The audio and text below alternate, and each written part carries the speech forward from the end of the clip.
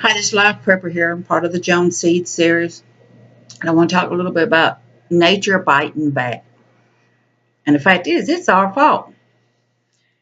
Either the animals and plants adapt or they become extinct. The ones that are adapting are interbreeding with other animals, and it's our fault for it.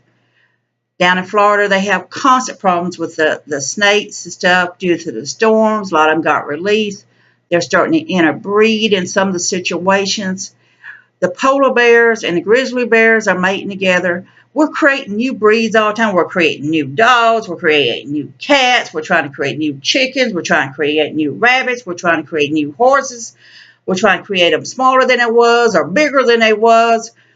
We're genetically splicing and dicing different things, including plants. We're doing the GMO. We got so much stuff that we are creating our own problems. We're creating our own health issues. We're creating problems with the animals. We're creating problems with the plants. And we're losing plants and animals and insects every day due to the extinction because they cannot adapt, or we're going in there and destroying their areas. Now, don't get me wrong. I like having a home. I like having air conditioning. I love all this stuff, but my objective is to go more off-grid. I will survive. I will get wind power and solar power, and I'll do things like that to be comfortable, but I don't need the rat race.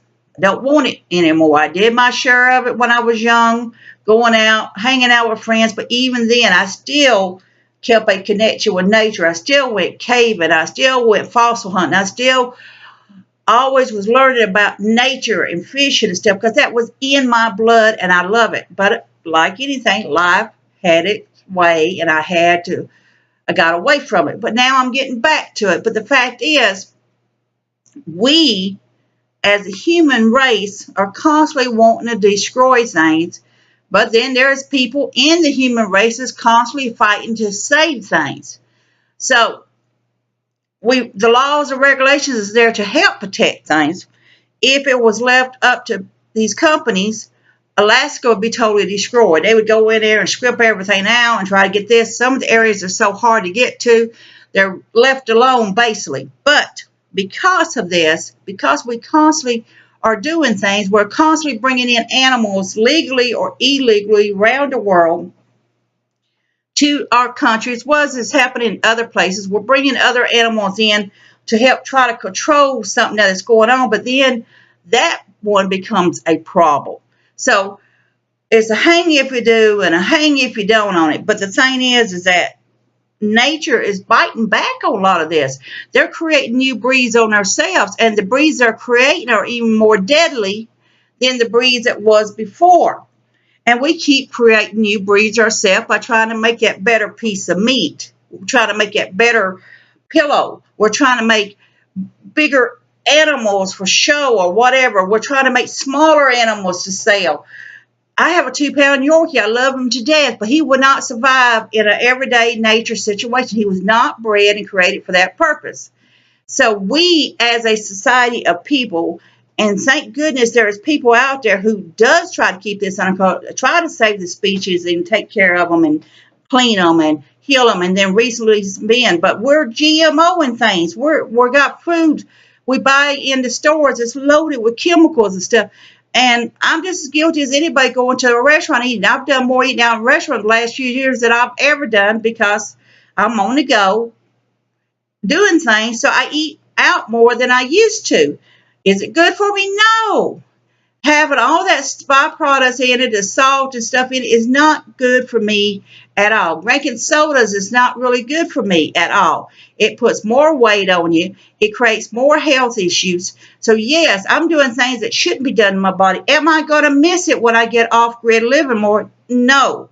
I will be making more of my own food. I'll be living more off-grid. So no, I'm not going to miss it because I'll be doing more stuff for myself and taking better care of myself. But we as a society are constantly creating things. And is it good for us? Not really. We're creating that better piece of meat, but what about the side effects? We're creating and making it look better, making it taste better.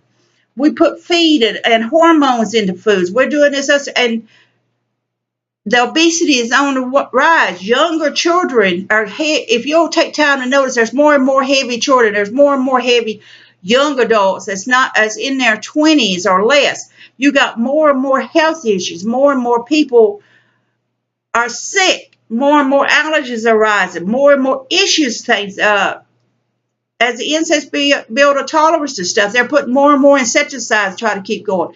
Organic food costs more than the GMO stuff. The organic food should cost us less because it's better for us and it's a better quality, but it costs us more to get it. So as a society, we are destroying a lot of things. We are creating our own problems by nature. Thank God there's people in there that steps in and tries to save them. Tries to, stand up for what they believe in.